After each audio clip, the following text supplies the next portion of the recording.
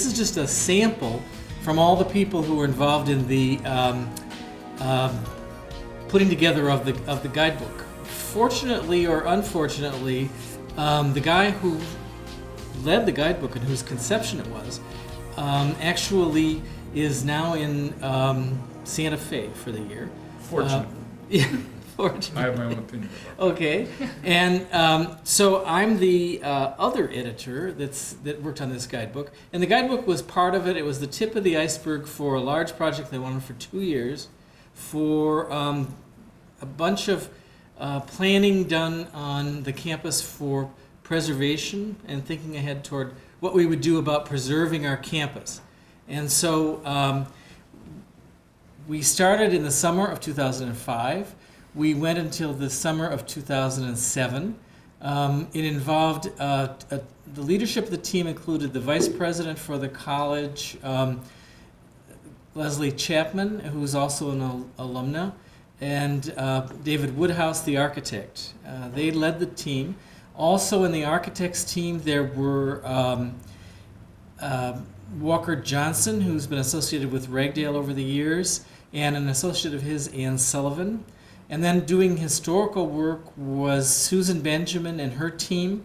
She had Gwen Summers-Yant working with her also. And so the thing started out by January of '06 with an effort to have students survey the buildings and with the assistance of these others. And that helped and that worked. And then that was processed by the architects and planners. They made I'll just make a couple of observations that I think are relevant before we go into talking some. But one observation was that almost uniquely, and this was David Woodhouse's view, almost uniquely for an American small college, it is integrated into its neighborhood. Because it's a community of large homes anyway, and it's a small college, so that the buildings are relatively small, the houses in the college buildings kind of meet in the middle and have a similar spacing on the landscape and similar scale pretty much of the time. So I thought that was a really interesting observation. It's almost impossible to see where the campus starts and stops and where the neighborhood starts and stops. And that's apparently a unique feature of our situation. A second observation was that the landscape is really important. Well, there were two parts of it. The landscape was really important, and that it had lent itself to the way that the buildings were arranged on campus, which was fairly informal. And it had led to a range of styles over time, rather than one prevailing style through all the period of the years, 150. It really focused itself in different periods. And so you'll see in one building, for instance, the Commons building, which is 2 buildings west of here, southwest. Yeah. It actually covers 100 years in 3 different varieties of style. There's a 1908 Howard Van Doren Shaw. Then there's a wing that's 1962, which is a little bit new formalist, a little bit modernist, a little bit Frank Lloyd Wright. And then in 2006, it has a wing added on by Wright Associates here in Lake Forest, and you'll see about that. So what's interesting is that you have a great span of time and a relatively harmonious blending of a range of styles, which is also unusual. Now, the way we're going to do this is to look at some connections between the styles that you see on campus and styles that you see elsewhere. We're going to start out with seeing things in Europe, in London and Florence, which is where Sara was last year. Then I'm going to look at some things with the older architecture, connecting it to Chicago. And then Franz is going to talk about modern. So without further ado, I will turn it over to Sara. Break a leg. Well, hello. Thank you all for coming. I know it's an unusually beautiful day today, and yet you resisted the temptation to go down to the beach to listen to me rattle on about architecture. I commend you for that. All right, so as Art had pointed out a moment earlier, last year I was in London and Florence, and it really solidified for me a lot of the European ties that we have here with the earlier buildings on campus. Architecture, like any other sort of visual culture, can be used to promote a certain message about yourself. And in the earliest days of the college, when you're a relatively new foundation and you want to project a message of high excellence, what better to do than go back to older examples and reference those. So we're starting out here today with a lovely example of Yun Hall, primarily because I just want to show some basic ideals of classicism, which we'll see in several of the other buildings here on campus. Classical architecture tends to be very symmetrical, doesn't it? And if you just look at Yun Hall here, you can really just fold the building in on itself, can't you? And also, we just see these long brick pilasters that are vaguely reminiscent of Greek columns and so on. We'll see stronger examples as we move through the architecture. All right, so what sorts of buildings did I see when I was in Florence, for example? Well, here is one of the more famous examples. This is the Medici Palace from the early 15th century. This building is quite significant because it was the first domestic structure since late antiquity, really, to use a classical facade on its exterior. And it was very influential in its own time. If you go throughout Florence, all subsequent palaces are responding to it in some way, either through emphasizing the classicism or being more conservative. Okay, so chances are you've been to our campus before and you're wondering, okay, Sara, where's the connection? You don't have any palaces on campus. You wish, but well, we may not have a direct palace, but let me draw your attention to, say, North Hall right here. Here we see some basic principles that are very similar. We've got, again, you see those pediments, those triangles at the top of the building? Those are reminiscent of, say, Greek temples, aren't they? Which is a very classical format. And also, again, you have those brick protrusions that might resemble, you say, pilasters coming down. Not to mention the columns down here on the porch. All right, so perhaps I'm stretching the Italian example a little bit. Really, our campus looks a lot more like this, doesn't it? So now we move on to England. This is Anne Hathaway's cottage up in Stratford.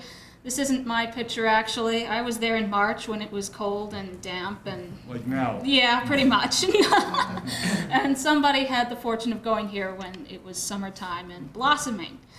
But I bring it up here just because we do have a building here that's very similar to this structure.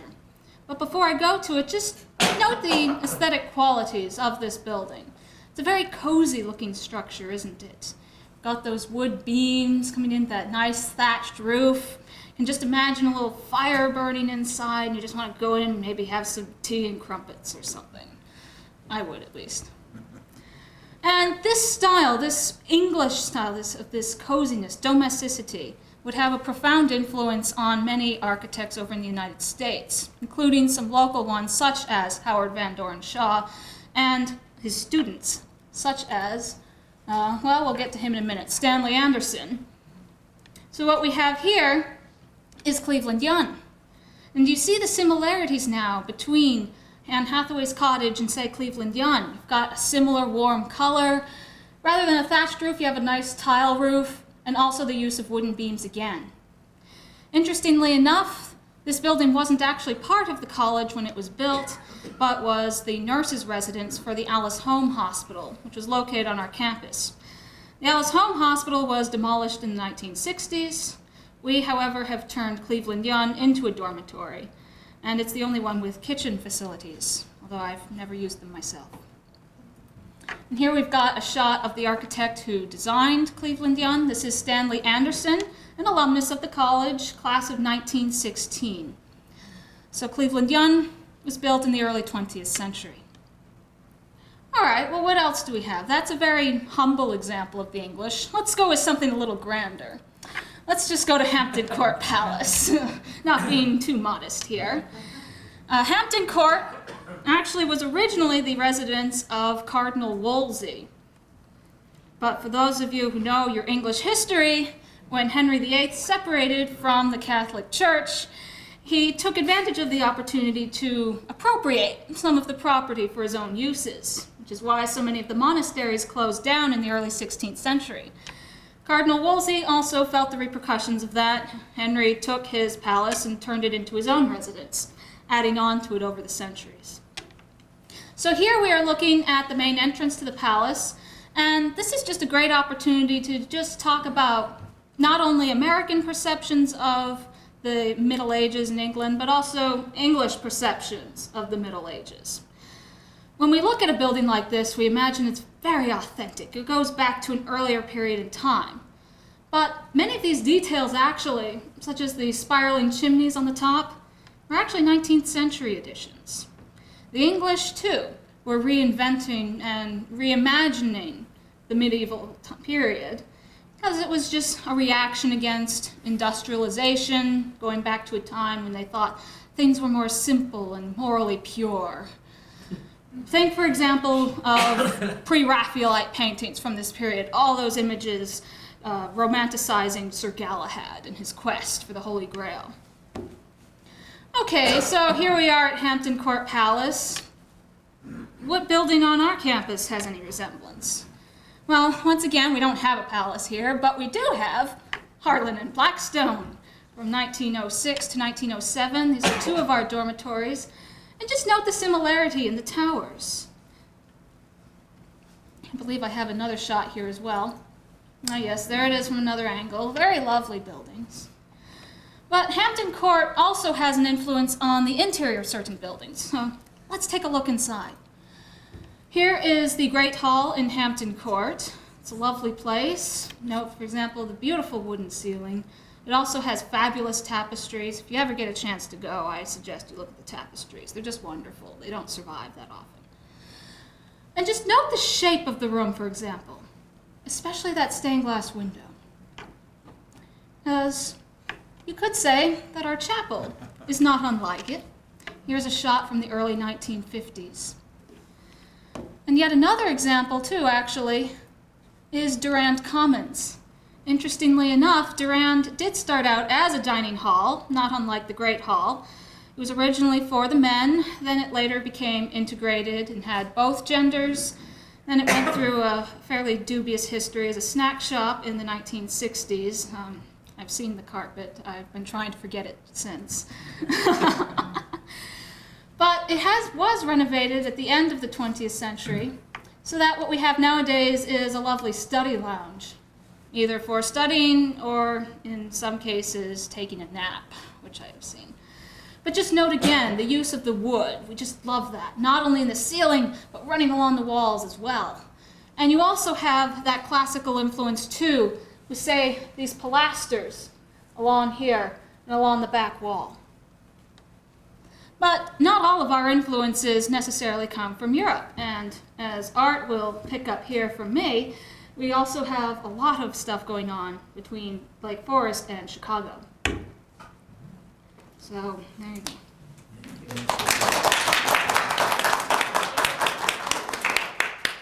So, we can first look at our street plan for Lake Forest. You can see the campus in the middle. It's University Park with Academy Park above it. It was the center of the town of this 1857 town plan drawn by Elmer and Hotchkiss. 10 ravines up and down the length of it, curvilinear streets, all kind of coming out up by the train station, the depot. And it gives a pretty good idea of a romantic post-industrial revolution community. It's almost gated because of the streets all converging at one place, rounding out north and south. There was no Sheridan Road. And so the campus's original plan and where it sits along here in the middle of this eastern part was established in 1857 by Hotchkiss. So that's really our campus landscape. This is not of the campus. This is of Graceland Cemetery in Chicago. But it shows the foliage as planted by O.C. Simons, landscape architect, who did a lot of work on our campus in 1892 and 93. Also, Warren Manning did a lot of work on our campus, and we just saw pictures of of Blackstone Hall, but look at this interesting view of Blackstone Hall from early in the 20th century. It's covered with ivy, completely covered with ivy. The idea was to blend the buildings into the landscape. The landscape was the dominant feature. Now this is a shot of old Chicago before the fire. This is the old city-county building built in 1858 by Van Alsdale, one of the earliest, the earliest architect in Chicago. But notice it's got the interesting 4 floors, some horizontal axes or lines along there between the 3rd and 4th floor, it looks like, and then pilasters and the pediments, just like in our North Hall. I should add that the the little portico that you see down below was added in 1897 by Frost and Granger. It was renovated at that time by them. It still shows their renovation, which is to say that it hasn't really been renovated since in a significant way. That's both good and bad. Now this is not in Chicago, and it's not on our campus. I mean, it is in Chicago, but it's not on our campus.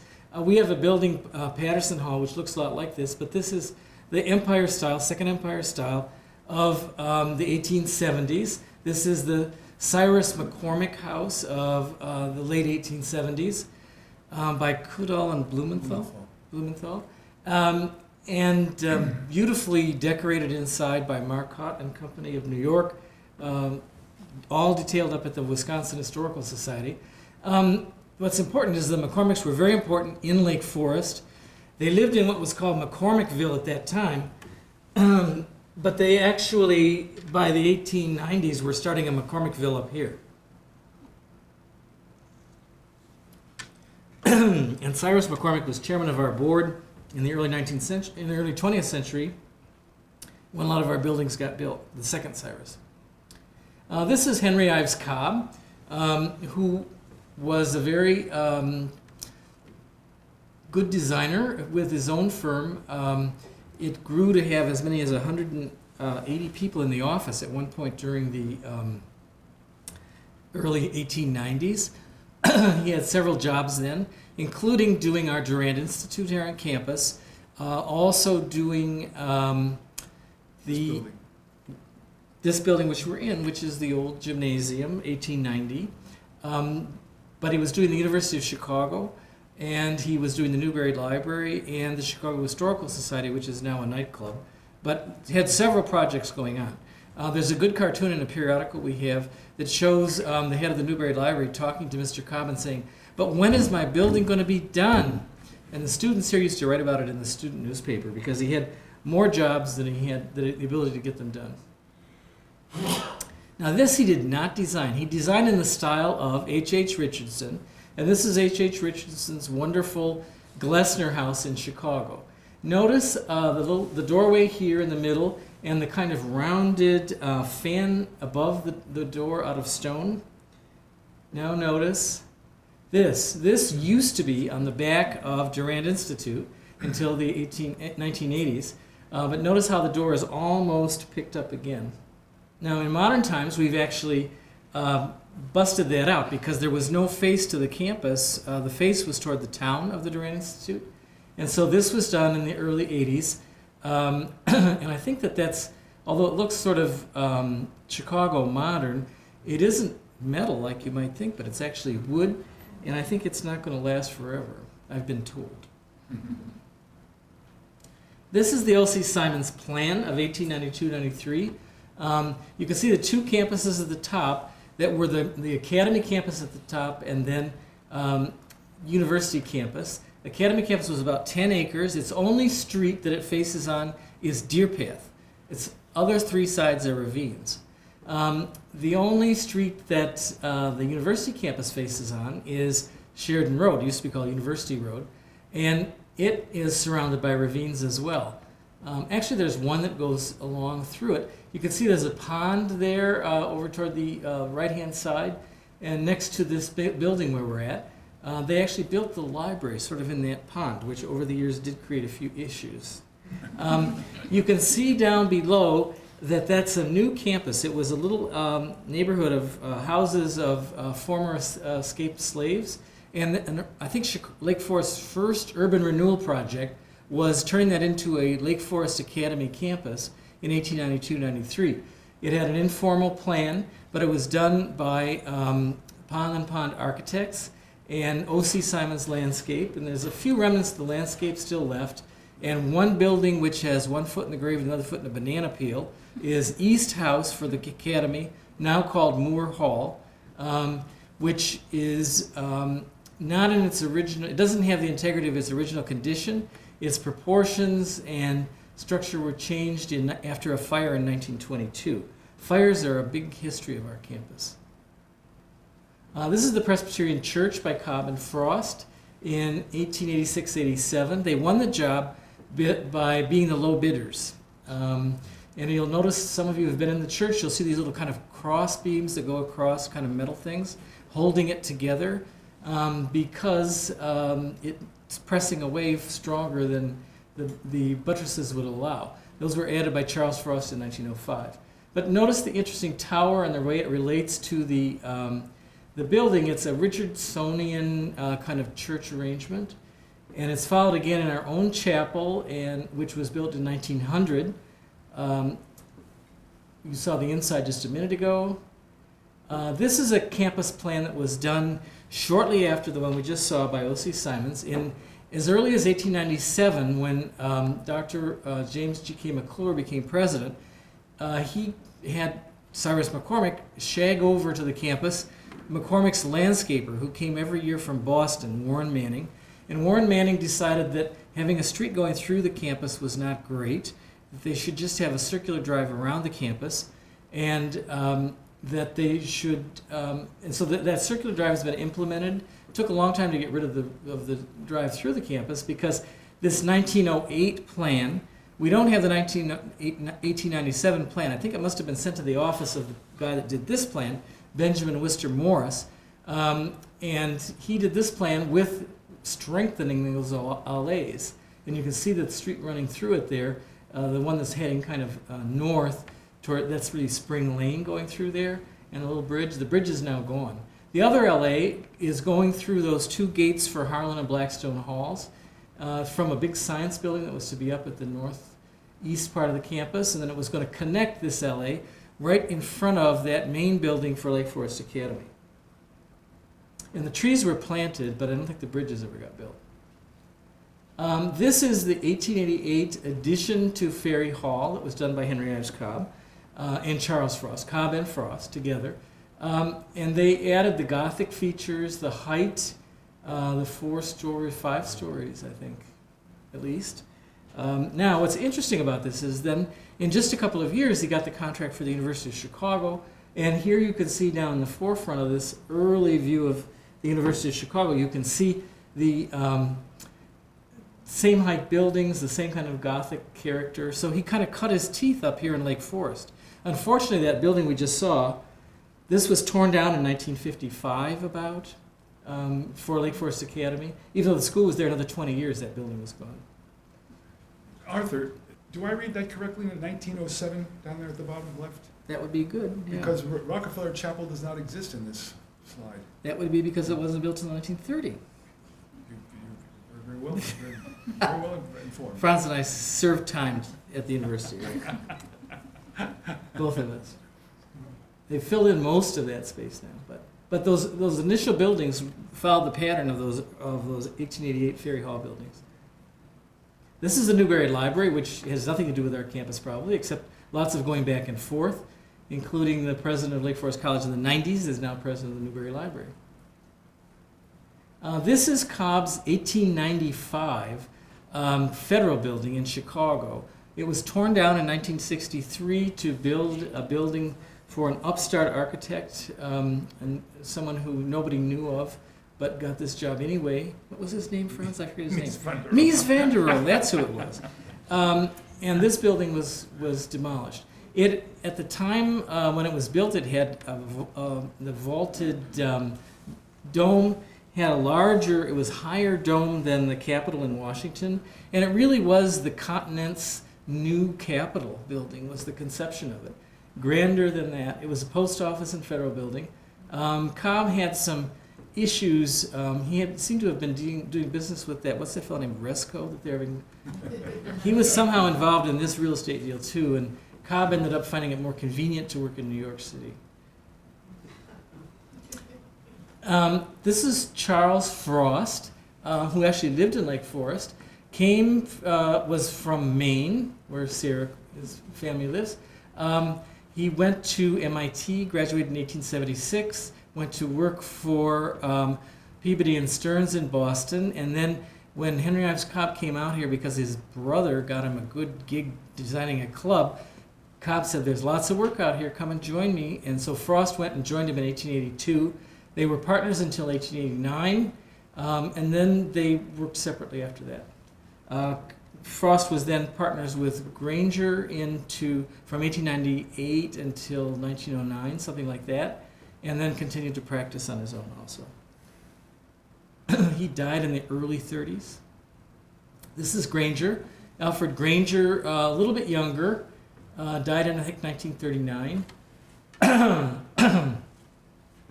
He was, I think, the designer that we associate most with the kind of buildings in town that are the English traditional ones, like Sara was talking about early on. The City Hall in 1899, the railroad station in 1900. Another building across the street looks like it's their building where Einstein's is now. Several houses on College. There are a couple of them that also look like the buildings Sara showed us.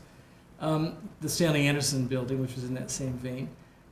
So Granger was very good. In 1922, he was the chairman of the committee for picking the famous Tribune Tower in their competition, and built a number of homes, more than are identified, actually. I'm pretty sure there are a lot more than are actually identified, including Alice Moulton Ely's house, which I think is by him. It was built for a daughter of his. This is the Cobb and Frost Railroad Station. They were in town because they both married... Cobb and Frost? I'm sorry, Frost and Granger. Frost and Granger Railroad Station. Frost and Granger both were married, daughters of the president of the Chicago Northwestern Railroad. Frost earlier and became the architect for the railroad, doing lots of stations, and then Granger coming along and adding to the design features of it. This is their 1911 station, and just on the right you can see the Ogilvy Transportation Center, which is still there. This has been replaced by a Helmut Jahn building from the 80s, but many of us will remember that old railroad station. This is Navy Pier by Charles Frost. At the end, the building at the end looks very much like the 1878 Trocadero for the Paris exposition of that year. But Navy Pier has had many lives, as we all know. Part of the Burnham Plan of 1909 of Chicago, it projected something in this location. Howard Van Doren Shaw, this is a picture of him as a young man. Did a lot of work in Lake Forest, worked on our campus. This is the Calvin Durant Commons that was opened in 1908. It was part of a project to bring the men back to campus from living in fraternity houses that were creeping slowly toward Onuencia. And there was a big dust up over the whole thing, but this wonderful building got built as a result. It has a great terrace. This is Shaw's Mentor building next to the old Carson Peary Scott building by Sullivan. And quite a nice building. I think it went condo a few years ago. Now this little group of people is sitting in front of Cobb House of 1895, the David B. Jones House in the 20s. The gentleman in the light clothes on the right, standing up, is Edward Bennett of the Burnham and Bennett plan. I think next to him would be his wife, and then next to him his sister, next to her his sister. The rest of the gentlemen are from Paris. They were in town working on the Buckingham Fountain. That's why they're smoking. Probably. They're French, you mean, or? The French, yes. Yeah, indeed. So they were in Lake Forest while they were working on that fountain, And it was modeled on the Fountain of Latona at Versailles, but it's twice the size, twice the scale for Grant Park, which is larger. You can see the scale here, and there's the Pier, Frost Pier out there, Buckingham Fountain, very French-style gardens. Also, he was involved, Edward Bennett, with the wonderful bridges across the Chicago River, this wonderful Michigan Avenue Bridge. Clyde Carr was in charge of the committee, by the way, to create the Magnificent Mile. Clyde Carr, who lived in Lake Forest, had gone to Lake Forest Academy originally in the 70s or 80s, became president of Ryerson Steel, and was a leading person in Chicago and worked on this project to get that drive going. Lots of controversy about the bridge. Lots of people didn't like the idea of 2 levels. It took a lot of work to get through. And there's sort of a funky way of looking at Wacker Drive over there on the right, which looks like it was in an earlier stage of evolution when this card was made. Now, this is my last slide, and it shows a bridge by Edward Bennett, 1928, on campus, on Sheridan Road by the old Academy campus, going by, over the ravine. Very classic bridge given by the Lake Forest Garden Club. You can see the church, Presbyterian Church spire in the background. And this is from the 1937 yearbook by a student artist who was pretty good, right, Franz? Terrific, terrific drawing. So that takes us to some ties between Chicago and Lake Forest and the campus in the early or middle section of its history mostly. Franz, would you like to take over and talk about more modern times? Now, all right, friends, the key signature of these remarks is modernism, or let's say the modernist point of view, as it is manifested in architecture, both in Chicago as well as here.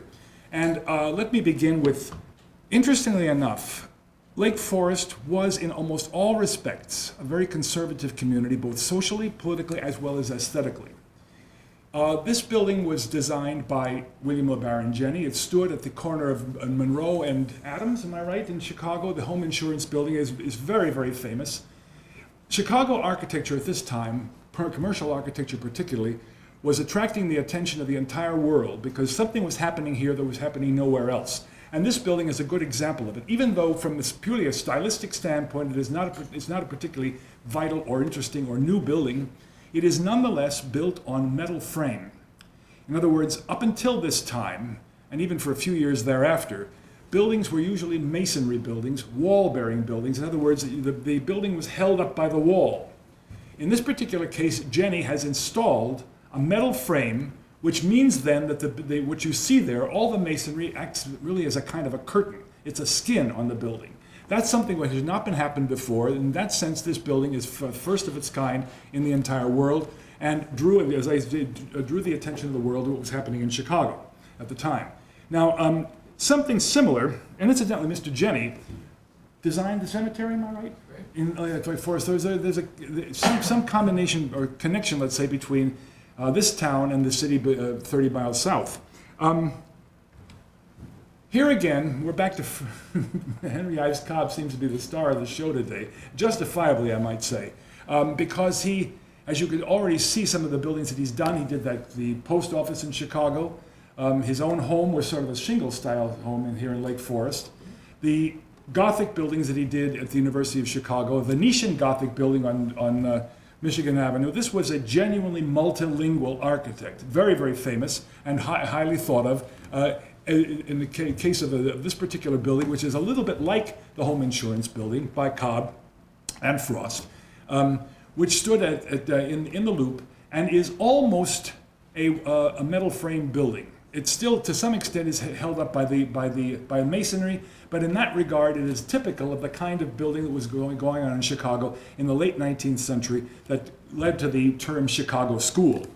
Now, by contrast, oh, here we are. That's right. You did put that in for me. I forgot about that completely. Here's Durant Institute. I was hoping we would get a photograph of it. Rather than this is a very, very nice card, by the way. But it's Cobb again. In this particular case, as we've already mentioned, Richardsonian Romanesque, indicating how many manners Cobb was competent in working in. Now, back to North Hall. This is the third time we've seen it today. And I offer this as an example. It's already it's been made clear by both Arthur and Sara that this is a very conservative building. This is the 1880s now. This is Lake Forest, in a sense, paying no attention to what was happening in Chicago. All the manners here, all the items, all the portions of the building indicate a classical background, so there is no indication of the sort of thing which was already beginning to happen in Chicago in the commercial buildings there. Now, in one regard, Lake Forest was innovative, and this is it. This is the plan which you saw just a moment ago. Arthur was talking about it. It's the plan of the town by Almer and Hotchkiss, produced shortly after the town was established in the 1850s. And it's the way these streets maneuver now, based to a large extent on the romantic concept of the English garden and cemeteries, was done by Hotchkiss, and in some respects is earlier than any other town plan in America. 12 years earlier than Riverside, which was done by Frederick Law Olmsted, and everybody remembers that as the most important town plan in the Middle West. It was not the case. Lake Forest beat that, and it's interesting to note that this is the one aspect of early Lake Forest urbanism and architecture which qualifies as genuinely innovative. Now, back to another architect who needs a haircut, as you can see. This is Mies, and he's like some of these earlier people, as I was mentioning, was that Jenny, to some extent Cobb, certainly Frank Lloyd Wright, as we'll see in a little bit, did bring now a new kind of slant of modernism. He came from Germany in the 1930s, brought a major reputation with him, and then proceeded to design the campus of the Illinois Institute of Technology, as well as these historic two towers at 860 and 880 North Lakeshore Drive. Now here you have a good example of a building that has said total goodbye to any indication of classical or traditional ornament. There are no pediments, no cornices, none of those things we've been talking about up until this time. And in this regard now, by the early 1950s, Chicago modernism, or let's say international modernism, has come to these shores and has taken over, and Mies in the next several decades becomes the most imitated architect in the world, and does in fact manifest himself in the work here at the Lake Forest College. This is the Deer Path Dormitory, done in 1956, if I'm not mistaken, by Mason Murphy. Am I right? It's gone now, but you can see here now that the influence of Mies's, let's say Miesian modernism, is evident. Very, very rectilinear. The roof is flat. There's no ornamentation. And obviously the modernist character has at last come to Lake Forest College campus. And it goes on. By the early 1960s, the college had hired the Chicago firm of Perkins and Will to design most of the new buildings. And as a matter of fact, in the 1960s, when there was a great flourishing of academic life all over the country, Lake Forest College took advantage of that and put up a number of buildings. One of the first ones, of course, being the Johnson Science Center, which you can, as you see the bridge that goes between those two portions of the building indicates its debt to Mies and the Mies's handling of fenestration. This is probably the unhappiest part of what I'm talking about as far as the campus is concerned. Edward Larrabee Barnes, who may be known to you for the buildings that he did down at the Botanic Garden in Glencoe, and a Chicago boy from a long time back, was hired as a consequence of a sort of in-house competition in the 1960s. He beat out Paul Rudolph, Harry Weiss, it's a pretty impressive competition, and was asked to design the Fine Arts Center. And this is what he came up with. And what's interesting about this is you can see here, there are those two fairly large buildings with obviously with auditoriums about them, and then between them and just a little bit to the west is Hickson Hall. And so these buildings were designed by Barnes, clearly again in a modernist manner, to accommodate what at that time was a department of fine arts, so that you would have over on the right a space for a theater. In the lower portion you would have auditoriums for art history, and the Hickson Hall would have served a place for music. It lost. The college decided instead to build a sports center, and where are my notes? And for good reasons, to be sure, but at the same time, we lost this building, which would have been a very, very handsome addition to the south campus of the college. Barnes was able, as a matter of fact, to design another fine arts center, the one that went up at the University of Chicago, the Cochran Woods Fine Arts Center, but that's only one art. In this particular case, we had three. I knew eventually I would have to get around to this man. Being a good Messian, of course, I have a hard time countenancing Frank Lloyd Wright, except to admit that he was a great architect. And he was responsible for redoing Oak Park, as you know, and one of the most famous buildings he put up was the famous Unity Temple out there. And keep in mind, in 1905, all right, 1906, let's not argue, what a church would have looked like in those days. Spires, domes. In this particular instance, you have a building which is solid reinforced concrete with these huge expanses of undecorated wall. To some extent, this was a consequence of economics. The congregation could not afford a great deal, so most of Wright's decorative impulses, when he had many of them, were lavished on the area up at the top, where you have these piers and somewhat decoration, but otherwise the building is very, very simple and is somewhat reminiscent of what we have now at the college in the Donnelly and Lee Library. Not exact, but I think the influence there is clear. And this is a building which I think most of us at the college have learned to appreciate very, very much, by Shepley, Bullfinch, and Abbott. Correct? Yep. Something like that.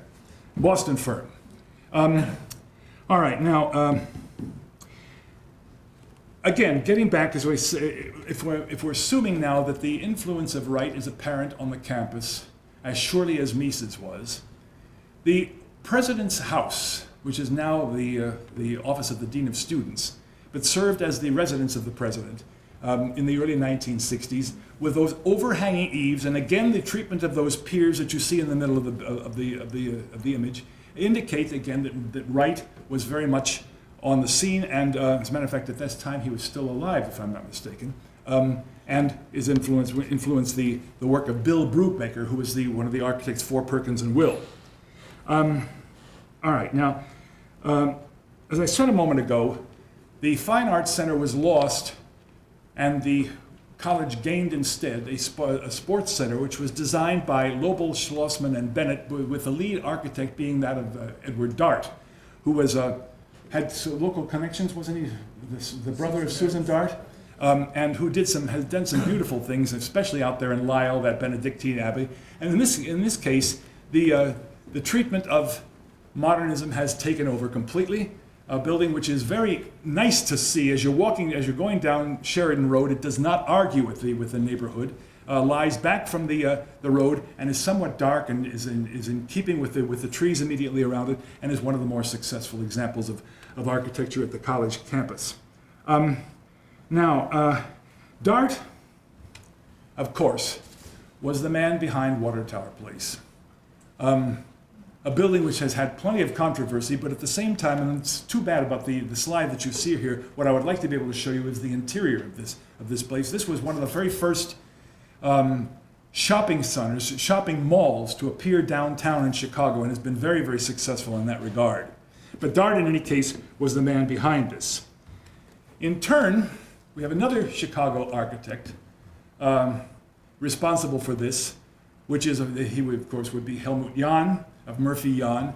And this, again, a very controversial building when it went up, the Thompson Center, because this, too, argues with the characteristic rectilinearity of the Chicago street map. Curves are not popular here, and Jahn suffered a great deal of critical attention when he produced this building, including, of course, its bizarre interior, which goes up 16 or 17 floors. Now, one of the buildings that I was going to talk about earlier, but which I removed, a building I'm sure which most of you know, Monadnock Building at Dearborn and Jackson by Burnham and Root, could have fit inside this thing, indicating again the legacy which was the result of William LeBaron Jennings' treatment of the home insurance building. Now, once you have a steel frame, you can go as high as they're going even now in Dubai, and at the Sears Tower, needless to say. In any case, the treatment of curves, which you see in the Thompson Center, has been picked up again by one of the architects locally, Steve Wright, whose drawing of the Moore Stevens Student Center, which you saw earlier, is an indication of these things. There were 3 different plans. Wright won a competition, if I'm not mistaken. He came up with 3 different plans, one L-shaped, one square, one rectangular, and one in the form of a crescent, which has the advantage now of addressing the library, which is over on the far right. And in the distance, of course, you see Young Hall. And the interior of this building, again, indicates the use of, going back to Jan's appreciation of large space within, and is the most recent building to have been achieved by the college, and one which I think has proved very successful. The students seem to like it, I think the faculty in general, and I think we're time for questions, right? Yes. Thank you. So, any questions? Art, you reflect back, but was there ever a master plan, to your knowledge? The campuses had different master plans along the way. First one was that 1857. Second one would be that, well, there was actually a plan when they put up the 3 yellow brick buildings at the front. We don't have the plan, but we have an engraving of it. Then there was the 1892-93 master plan. Then and you'll see them, actually I wrote an article about that in this book. So you could take a look. There was 1893, 1907. No subtle hint there. No. 1907. Then it went for quite a while until 1938, and there was another still Beaux-Arts plan. There was another plan still in the Beaux-Arts manner, 1947. It was revised then in 53, and there was another one in 48. 47 and 48, they were trying to figure out whether to buy the South Campus or not when the Academy went out west, and looking at all the different alternatives, how they could live without having the football field and South Campus. And they ended up owning everything in the long run. But they looked at several plans at that time. Then starting in 1959, there was a big new plan for the campus that basically prevailed, is still the plan that they're following, which shows incorporating South Campus buildings, adding new buildings there. That sort of Art, thing. wasn't there a plan devised some 5 years ago or so, which was And dropped? the latest plan, Was dropped? well, no, it's been implemented to some extent. It was talking about strengthening the path, the pedestrian path from the north to the south, and that's been done. Where the library got added, that was pretty much where it was projected. Where they added the student center, that was projected in a plan by the Spillman Farmer Firm in 1996. But it was pretty much an extension of that 1959 plan. So there have been master plans, yes. Why do you think there hasn't been a consistent design? Now, obviously, there was a decision made somewhere, and you have one master plan giving way to another, and to another. Well, there were 3 phases to the kind of basic plan structure. The initial one was picturesque, romantic, following the landscape, pretty much. Then the Beaux-Arts people came in and wanted to tear down all the things that had been built by the Romanticists. And for probably a series of reasons, including that it was too expensive, they didn't do that. But they did start adding buildings in this sort of more collegiate Gothic manner. Then that sort of phased out when the modernism came back in by 1959, or basically 50 years ago. They started again wanting to have romantic, picturesque, making use of the landscape.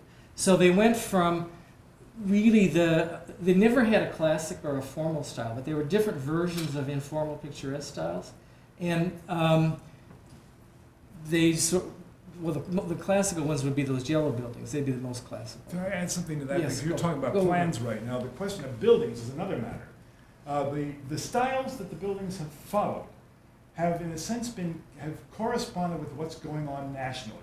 Young Hall, as Arthur said, is the Second Empire. In the 1870s, everybody liked doing Second Empire. The Philadelphia City Hall being probably the most famous example of that. And of course the Mccormick mansion.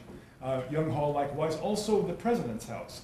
Now this is the French influence then is in the 70s, and toward the end of the century, you go back to the English quality, the collegiate Gothic, which you see in the chapel, and even in Carnegie for that matter. Right.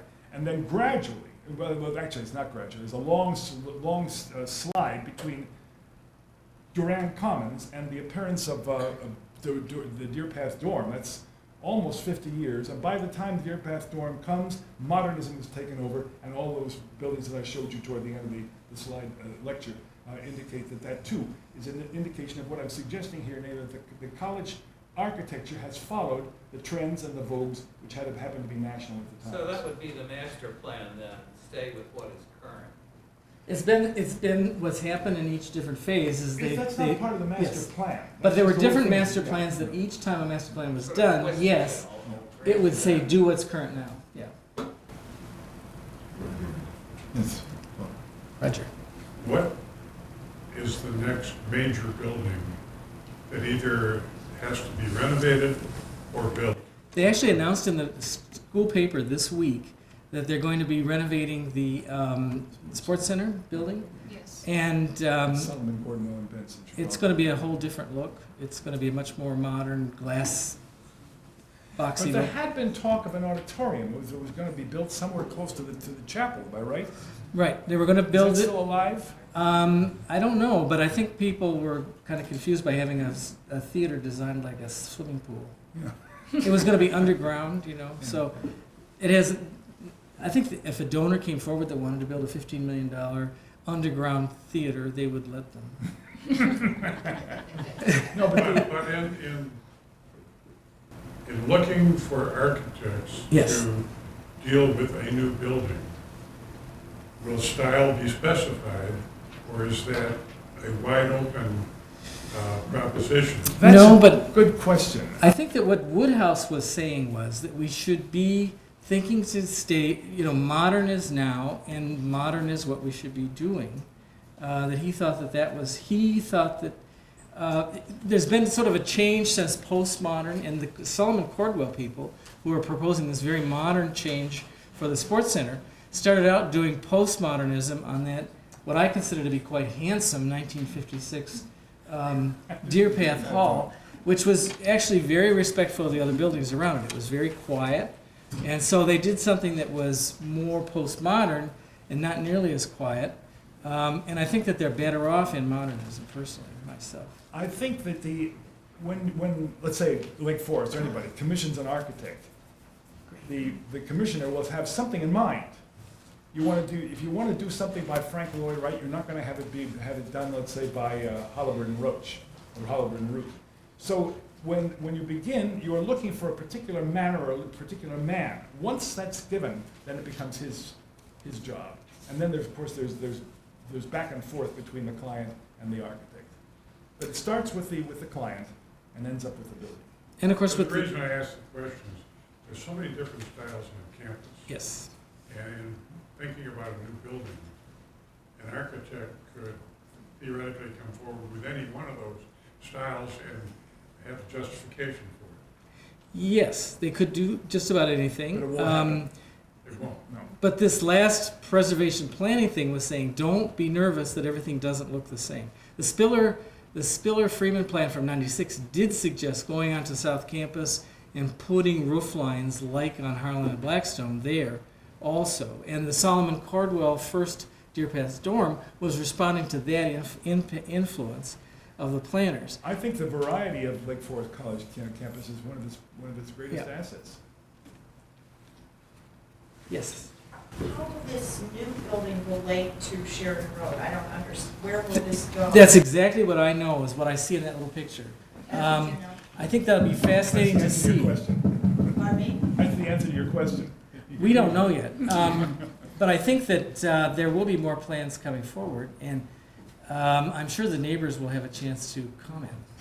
The only thing I would be worried about if I were a neighbor would be that if it has a large expanse of glass, and and students, of course, are up all night, is the sun ever going to set on your house? You know, that would be the question. I would think that when the college was thinking about that, that would be an issue that Right. the college would like to address also. Right. So I saw the paper. That's about all I know. I think that discussion will start to happen pretty soon.